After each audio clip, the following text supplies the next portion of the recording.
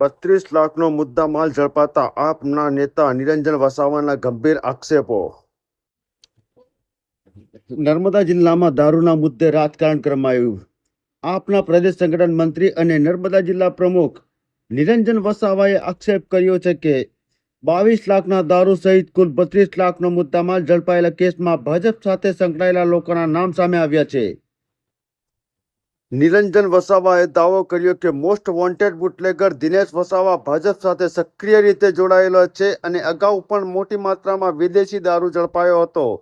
તેમણે દારૂ અને જુગારના ધંધામાં રાજકીય સાંઠગાંઠ હોવાના આક્ષેપો સાથે પોલીસ પર રાજકીય દબાણનો પણ આરોપ લગાવ્યો છે।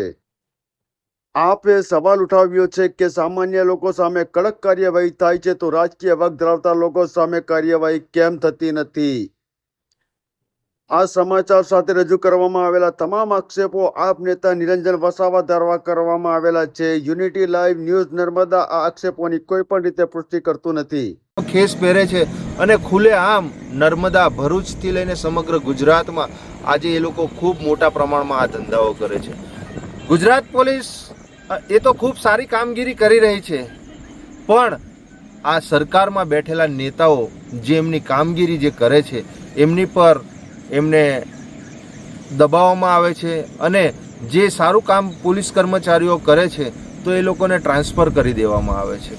આ બાકી ગુજરાત પોલીસ એ ખરેખર ખૂબ સરસ કામગીરી છે એમની, પણ ક્યાંક ને ક્યાંક આજે આ જ ઘટના જો નર્મદા જિલ્લામાં થઈ હોત તો નર્મદા જિલ્લાની પોલીસ આટલા લાખો રૂપિયાનો દારૂ એ ના પકડી શકી હોત।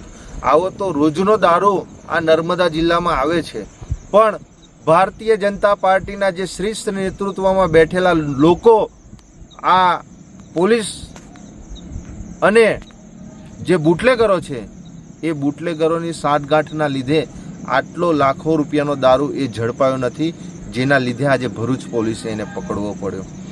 પણ આપણે જોઈએ તો આ પૈસા જે પણ કંઈ આવે છે બુટલેગરો આંકડા જુગારના જે ધંધાઓ છે એ ક્યાંક ને ક્યાંક ગુજરાતનું જે કમલમ છે, નર્મદાનું જે કમલમ છે, આ ત્યાં સુધી આ પૈસાઓ પહોંચે છે।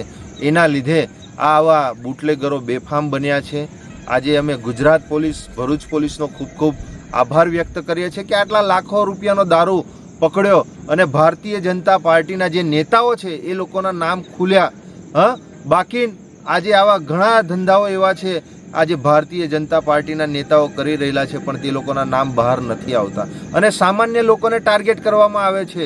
સામાન્ય લોકો પર એફઆઈઆર કરવામાં આવે છે।